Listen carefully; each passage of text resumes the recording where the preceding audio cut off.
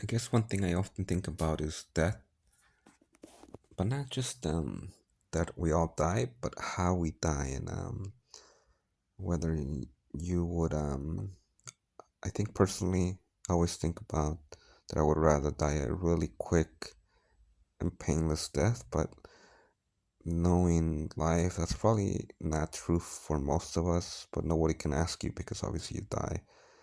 Uh, but the longest drawn out death, and there's stories you hear about doctors who or nurses who work in hospitals where they deal with patients that are going through chemotherapy and stuff like this, where they just would never put themselves through that. They would just rather die. Um, and so the idea of pain and suffering, and I don't know what would happen to me, like in terms of like if I had a real unfortunate disability or some drastic change, would I be strong enough to want to keep living like that, or would I just want to not live? I don't know. That's something I think about. But even without that, like just the actual moment when you die, it's probably not like you die in your sleep. Like people would want to think you probably, even if you quote unquote die in your sleep, you probably wake up and have your brain go through some real pain. And I wonder if it's, a long time, but at the end of the day, I guess you're dying and the pain will be over. Not quick, but relatively soon. But it might be the longest minute of your life. But at the end of the day, I guess you're dead and it's over. So I've always liked the. Speaking of death, I've always liked, I think, the Queen quote in the song about how basically they don't want to die, but they wish they were never born. Sometimes I felt like that, but uh, uh, these days I think I'm more in the middle where I feel pretty good about being lucky enough to be able to do some of the stuff that I want to do, having a little sabbatical time to do it, and so enjoying it. I'm a little bit afraid of changing what I have been doing because I have been enjoying what I've been doing, but at the same time I know that it's not sustainable. And I did many times didn't like work. At times I did like. There's years where I loved work, but there's years where I hated it, like many of us people who hate their job. Um, and also at the end of the day, the tech industry is kind of like in a not a weird spot, but it's completely different than before. And at the same time, there's a lot of opportunity. And I do think about the waves that I've missed. That's one of the reasons why I wanted to do a startup, is just taking a shot at doing something that will always regret not doing, some type of startup. I do think there's danger in maybe wanting to do an LLM startup or AI startup just because it's the hype, but I do think it's such a big revolution. It's just clearly unique, clearly a big breakthrough, big advancement. I know many, artists and people who do creative work, including myself. I spent a lot of time dedicated to studying and taking classes, thousands and thousands of dollars, and many, many hours, so many hours. I never got good at any of it. I mean, I got good enough for novice, would draw all the time, would sculpt, would take classes in jewelry making and leather work and all kinds of classes all the time, online and in person. So spent so much money on those things. I bought many art books, didn't read them all or most of them, except for some good ones like Art and Fear, um, and books like that I really enjoy. But now with the LLMs questioning creativity and what type of jobs will be left, I do think it's a double-edged sword. Or sometimes I feel good about them, sometimes I feel bad about them. I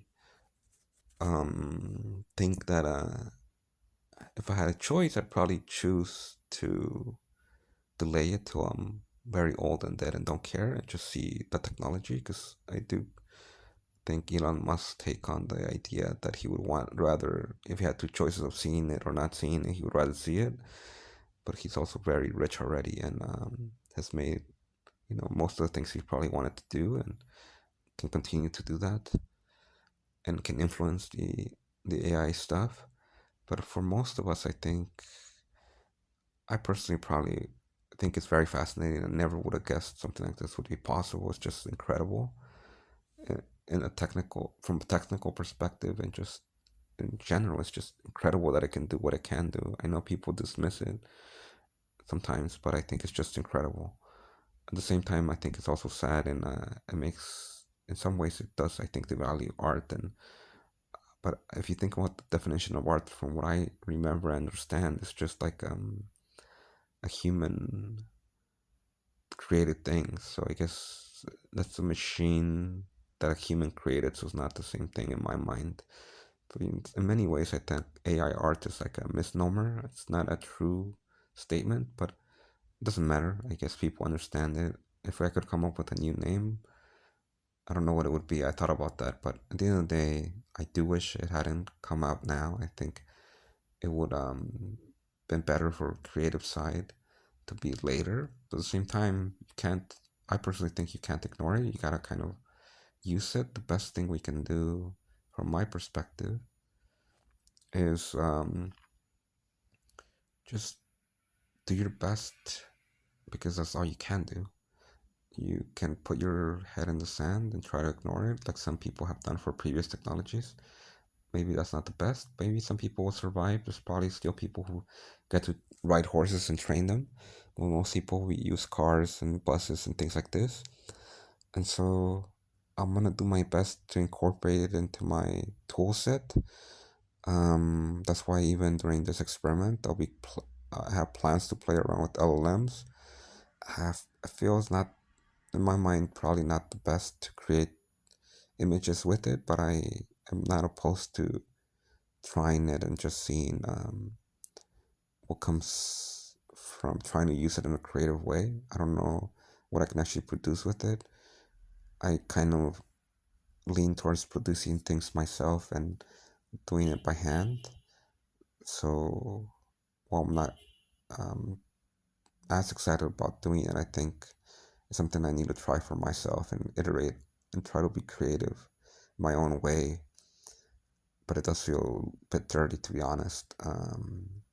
It doesn't feel as satisfying. I think when you play around with Midjourney and tools like this, tools like it, you will see that you kind of get bored of them. At least I did. So maybe now that I am in a different mode, I will try them again. LLMs are more interesting to me in the sense that even though they're going quote unquote after my previous jobs and programming and front end development particularly, I think they're interesting. I think they're hard to like wrangle and get them to do what you want. It's fascinating how you even get them to get a product out of them. I've experimented with them so far and I haven't been able to create the product for myself that I actually use.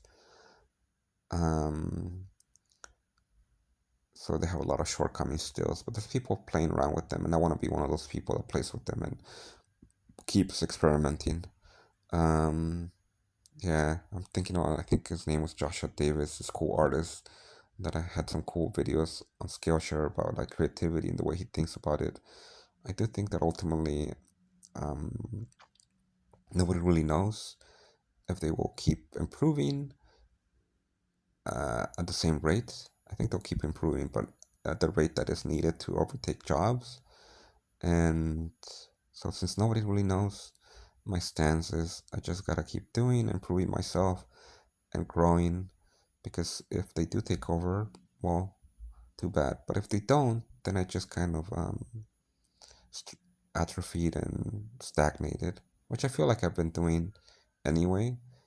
But I have an opportunity to not do that, and so I'm gonna do it, or I'm gonna try to do it at least, and I wanna just keep creating. I think there's still something beautiful about creating, even if it's just for yourself. I think one thing that I'm remembering is just the joy of like, even if you exist in a world where other people can create art and they're better than you, and there's machines that can do it, I would like to think, I don't know for sure, but even though there are humans today, many of them, that can create better art than before LLMs, better oil paintings than I could. It's still something joyful about doing it yourself. I don't know if especially sculptures. I love looking at sculptures in museums more so than paintings, but I love paintings too. Oil paintings are my favorite. I mean, I like all kinds of art. There's a period when I did kind of devalue art a little bit when LMs came, but I still value it as a creative meditation type of thing now. It's more kind of what I think about it at this point that I think will be hard for anybody to take away from you and from myself. It's just the meditative aspects of creating and just seeing it come out because sure LMs can do it better than you, but people could do it better than most people, like 99% of people. Um, anyway, 99, there's a chance that you're not the quote unquote best oil painter in the world. And even if you are, you're probably just like a segment and you can still try other things within even oil painting or whatever painting you like. There's always room for like your own, maybe not ability to make money from it, but just enjoyment from it because you don't get enjoyment just from being the best. You get just enjoyment from doing it. I think to some extent. The question is whether that the enjoyment will go away if in some ways you feel like you can contribute nothing to society. But I don't know if that's totally true. I guess you can make the argument that if all art is commoditized and machines can even create oil paintings by having a robot do it, and it becomes so common and people don't trust anything. They think you just generated a thing with a machine and they don't trust your process videos or anything because deep fakes exist and so forth. And so there's no trust in anything, like a simulation type of thing. Um, would you still appreciate it and get it joyful if you only create it for n of one, to just one person yourself? Part of me feels yes, but I'm not sure. So that's the question. Um, Even though I guess I know I can create music with AI, even when I could fake it and say I made something, like I was playing around with the iPad apps and some of them have presets where you just, even though it feels really cool to just use a preset where you just press some things and it'll make the music for you. Basically, that's already comes with a preset pattern, or you just hold something. And I think I'm open to that one. You just like can activate the voice. That's more like a DJ style approach. I think that's cool. I'm not saying that DJs are not real artists. I'm just saying that I like I kind of didn't like the idea that the thing was already made for me, that I could I kind of enjoyed the process of seeing what, if I touch the things myself and lay them out myself, what comes out of that. I think even that is more enjoyable for me, and so that kind of feeds back into the idea that to some extent we kind of like seeing our own inputs or direct inputs as much as possible output something. I think that's kind of innate in most human beings, where your own brushstroke, where your own input is the thing that came up with it. I think remixing and doing things like this is something I want to look into, and I don't like, people call it photo bashing in the visual world. I don't think there's anything wrong with that, but I think we kind of really get something, and a lot of that stuff is done sometimes for creative reasons, but sometimes to save time. But I think there's something joyful about and innate about just doing it as pure as possible.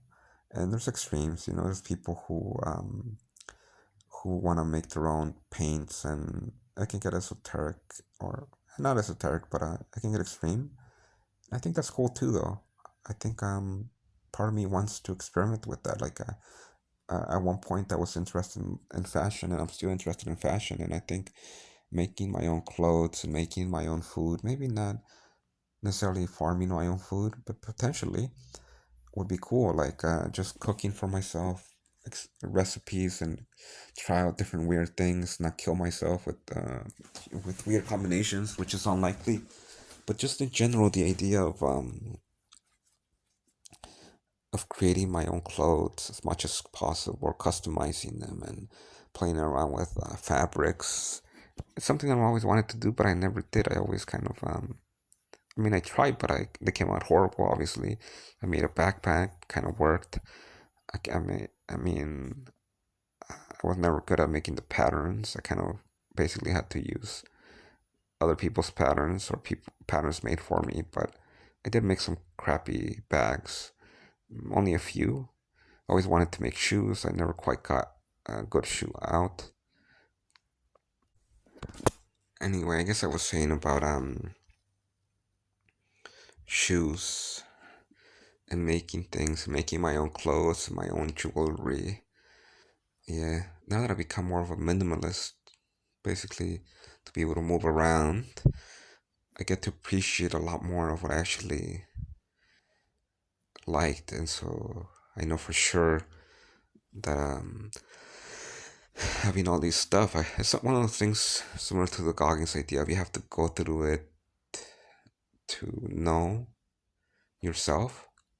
So I had to purchase all this crap and waste all this money to know some of the things, and then give it away or sell a lot of it and lose it all basically to know what I really like. Uh, so I miss my headphones. They're really high quality ones. I don't really think I appreciated them as much as I should have, and I didn't use them as much, but I did use them for a little while, and I enjoyed just sitting in a really comfortable recliner chair, and listening to CDs, and having an amplifier. That was really fun, and that was really enjoyable. I think the quality of the headphones is really important, but maybe even more speakers because I never really liked wearing headphones for a long time. I never could find ones that I could wear all the time, like some people can. Um, and the other thing is, I guess a Steam Deck I like, but I like having a desktop and a monitor and a good chair and a vertical keyboard, a Kinesis keyboard as well, just multiple keyboards. That I think I do would like. The things that maybe mattered less were, like a Nintendo Switch, and now I'm using my iPad, but I don't need a fancy iPad. I just need one with more storage. I think that's the main thing. Most of my things are limited. I guess my computer could be better too, but I think because then I could create things like virtual reality stuff. But I never did a lot of this stuff. That's what I want to keep reminding myself that I should acquire things more slowly and just like instead of a bunch of things, just small things and be creative with them. So how can I be creative with less? I think that's a great exercise, like an Arduino board and just a button or an LED. What can I make with that? Because that I could probably carry in a backpack. So keeping one of my biggest fears is to eventually, settle down somewhere and then accumulate a bunch of crap again. Now I know I can't get out of it, but it's such a painful process that I don't want to do that again if I can help it.